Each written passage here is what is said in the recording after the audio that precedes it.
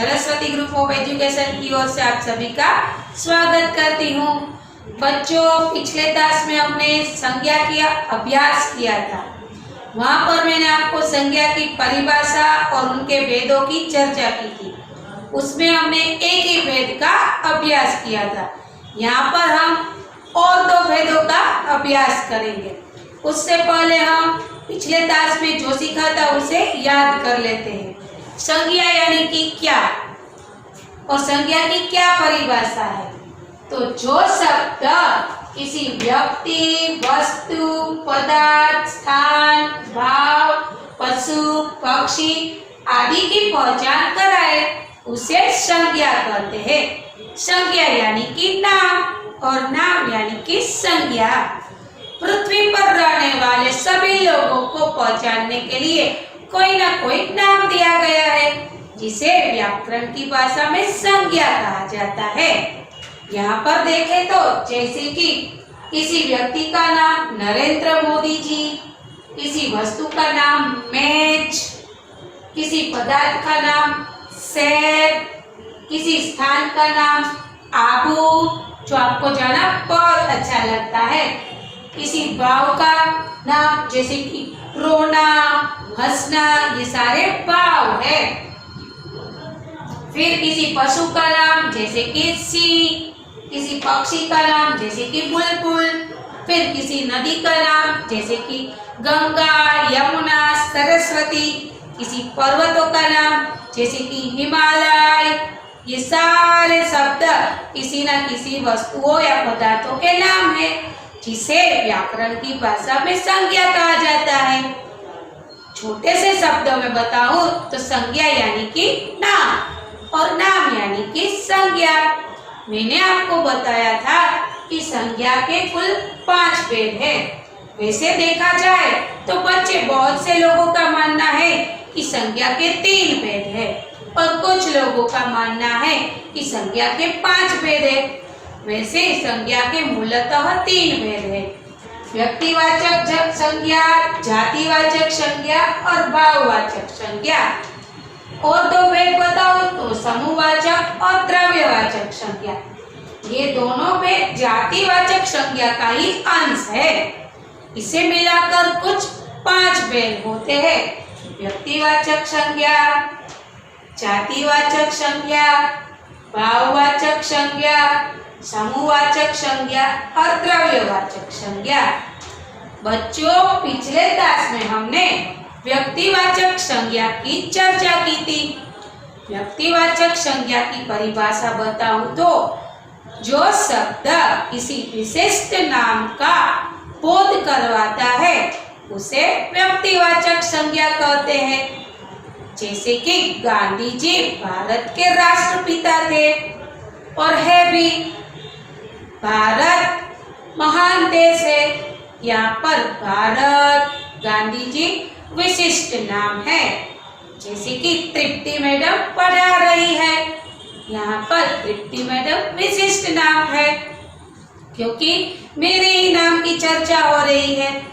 यानी कि जो शब्द के बारे, जो नाम के बारे में ही बताया जाए वह नाम विशिष्ट बन जाता है, यानी कि वो विशिष्ट संज्ञा कहलाती है।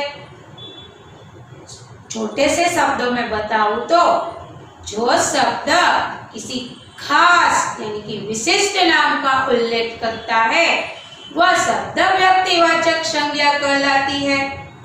आज हम दूसरे 2 भेद की चर्चा करेंगे: जातिवाचक संज्ञा और भाववाचक संज्ञा। पहले हम जातिवाचक संज्ञा के बारे में देखते हैं।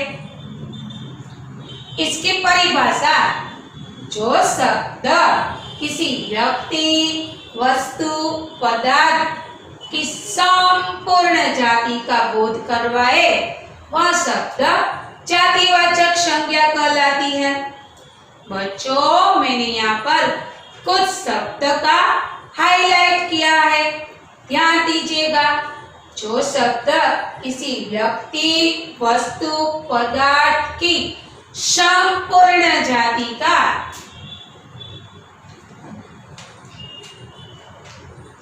यानी कि पूरी जाति का बोध कराए उसे जातिवाचक संज्ञा कहते हैं।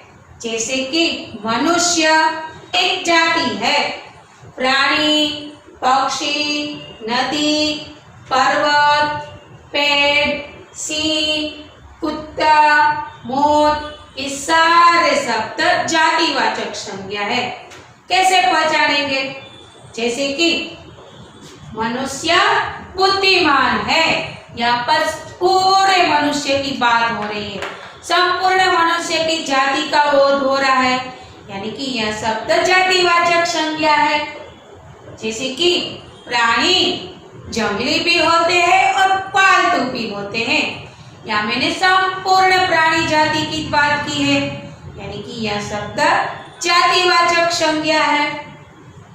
पक्षी आसमान में उड़ रहे हैं, यहाँ मैंने संपूर्ण पक्षियों की बात की है, यानी कि यह शब्द जातिवाचक संज्ञा है।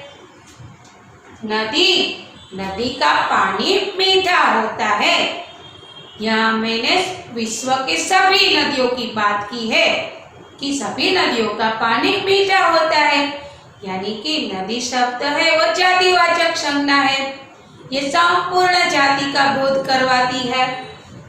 फिर पर्वत हमारी रक्षा करते हैं, यहाँ मैंने सभी पर्वतों का उल्लेख किया है, मैंने किसी का नाम नहीं लिया है, मैंने यही बताया है कि पर्वत हमारी रक्षा करते हैं, यानी कि पृथ्वी पर जितने पर्वत है उन सभी की बात हो रही है, इसीलिए पर्वत जातिवाचक संज्ञा है। पेड़ हमें छांव देते हैं, यहाँ पर सभी पेड़ों की बात हो रही है।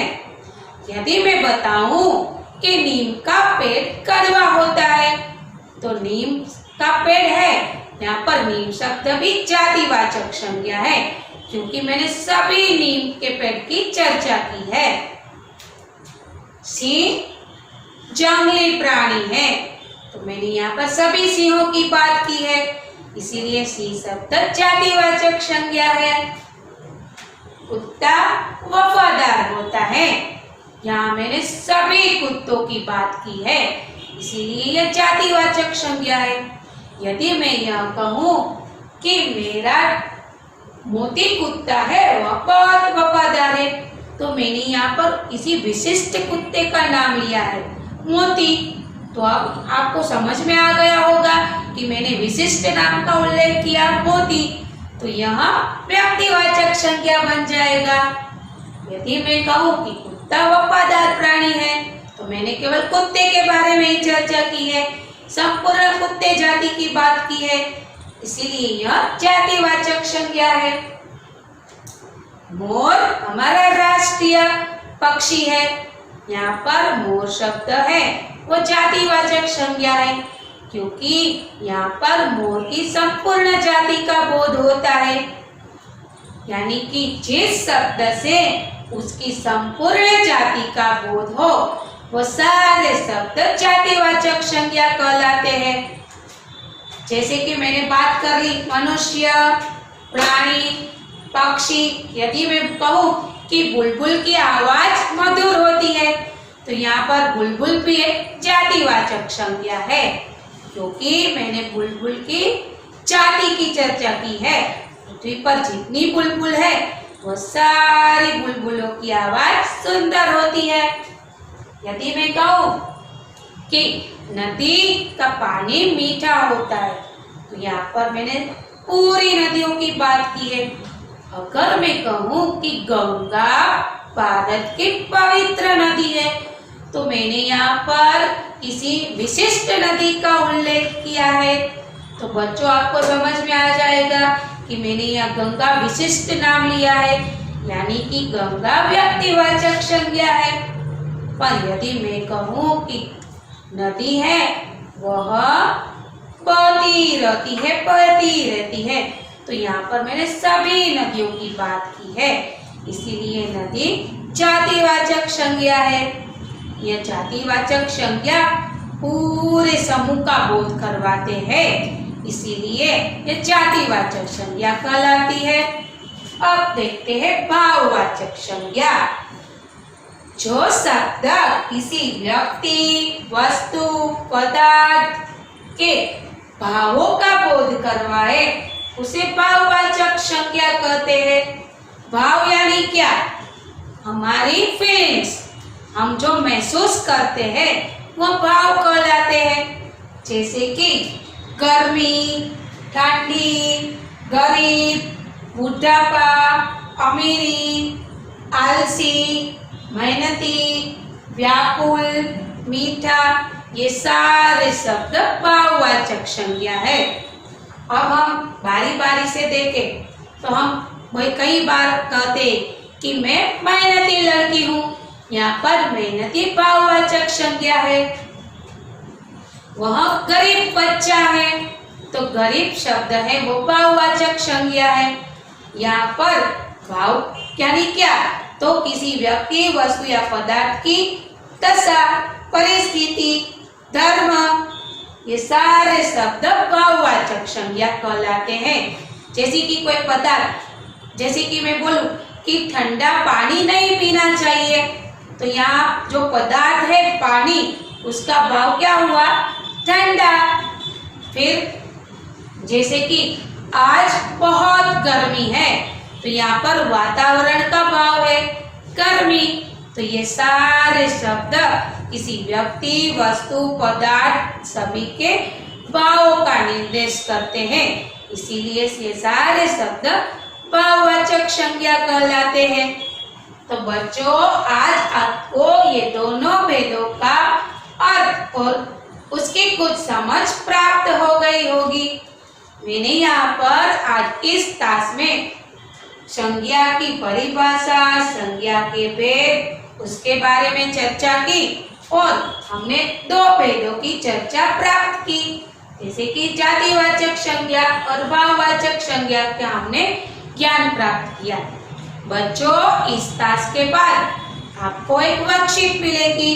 आपको नियम अनुसार ये सारी वर्कशीट अपनी रफ बुक में कंप्लीट करनी है और अंतिम दो भेदों का परिचय हम अगले क्लास में प्राप्त करेंगे। तब तक के लिए धन्यवाद।